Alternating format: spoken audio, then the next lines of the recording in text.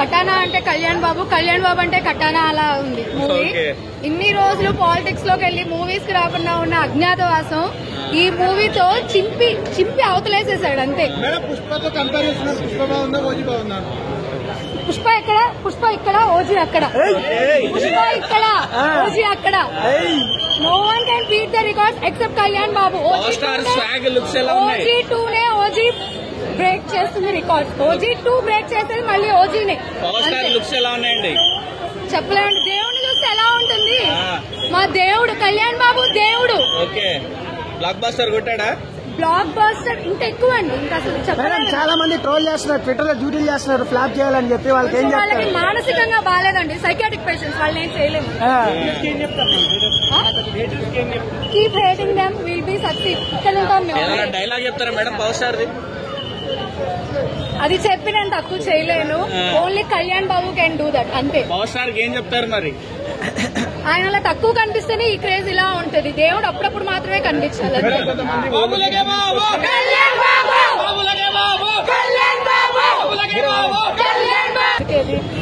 అంటే కొంతమంది ఎలివేషన్స్ ఎక్కువైంది, కంటెంట్ లేదు మూవీలో అంటున్నారు.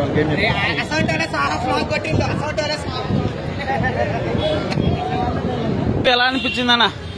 ఓజీ మూవీ బాగుందన్న. హైప్ గట్టిగా అన్న. ఓజీ మూవీ ఎలా అనిపించింది అన్న? మూవీ బాగుందన్న. Main especially background music. Okay. Thaman ఇరిగా తీసింది. డైరెక్టర్ కూడా పాపం ఎంతో కష్టపడి డబ్బులు పెట్టాను. మ్యూజిక్ అయితే గూస్ బంప్స్ అన్న. ఎలివేషన్స్ ఎలా ఉన్నాయన్న పవన్ అన్నవి? ఆ వాకింగ్ స్టైల్ చూస్తే మైండ్ బ్లోయింగ్ అన్న. ఇట్లా పట్టుకొని ఇట్లా గట్టి పట్టుకొని ఇట్లా వస్తుంటారు. ఇలా చేసాను. ఇమ్రాన్ హాష్మీర్ అయితే విలన్ గా చేసిండు, నెక్స్ట్ లెవెల్ అది. మళ్ళా తమన్ మ్యూజిక్ ఇక చెప్పే అవసరమే లేదు. మా ప్రియాంక మోహన్ అయితే ఆమె సువి ఒక సాంగ్ చేసింది, కొద్దిసేపే ఉంటది. ఎలా అనిపించింది అన్న సువి సాంగ్? బాగుంది అన్న సాంగ్. సాంగ్స్ అయితే చాలా బాగున్నాయి. అట్లా సాంగ్స్ ఎలా అనిపించినాయి అన్న? అది ఓ సాంగ్ ఉంది సాంగ్ బాగుంది అన్న. అది క్లైమాక్స్ ఎలా అనిపించింది అన్న? క్లైమాక్స్ అంటే ఇక గూస్ బాంబ్స్ ఇక మొత్తం.